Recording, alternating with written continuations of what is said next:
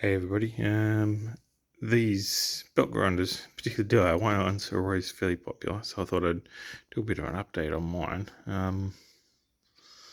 This is my old cobbled together 2x48 belt grinder. It's already kind of in pieces. I'm in the process of swapping out this motor, which is an old pump motor, and a drive spindle off. It was a crappy Zito bench grinder with a belt grinder attachment to it. It's done the job. It works okay, but it's kind of sucky. It's kind of a bit bouncy, not exactly high quality. I'm surprised it survived because it's actually really thin. Anyway, years ago, I bought this set, and I've been running the platen wheels and the tracking wheel on the grinder, but I never got the drive wheel on it, mainly because the shaft was all wrong. This has got a tiny shaft on it. This was originally like a swimming pool pump, but I spent yesterday making up a collar for this motor, because this motor itself also has a shaft that's too small. But unlike when I originally bought this, now I have a lathe, even though it's a bit worn out.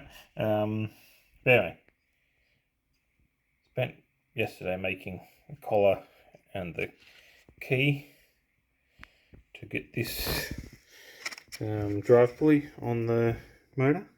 So that's on there. And what I'm trying to do now is get the motor to fit with the belt grinder. I think probably I'm going to have to basically fully rebuild this grinder, because this drive wheel is quite a lot larger than the original one, than this one over here. So it kind of changes where things sit, but that's okay. We just need to reshuffle some steel around. Come back over here. So you don't get a lot of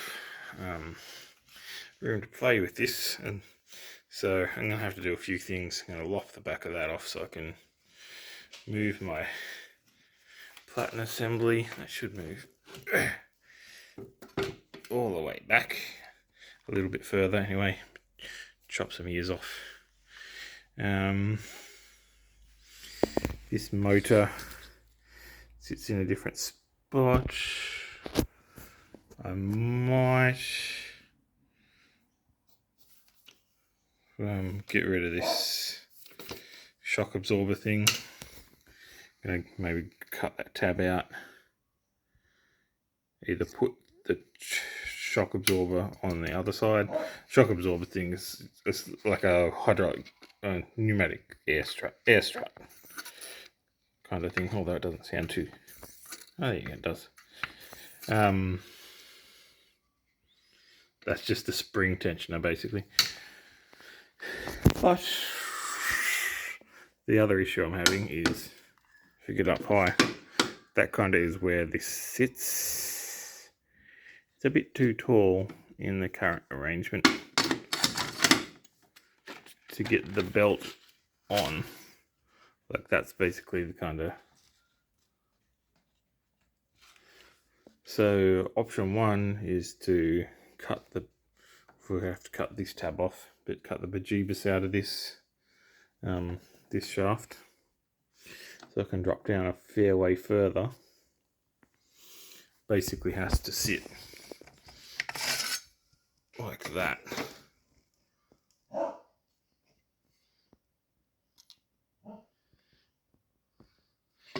The other thing to do is make a whole new mechanism.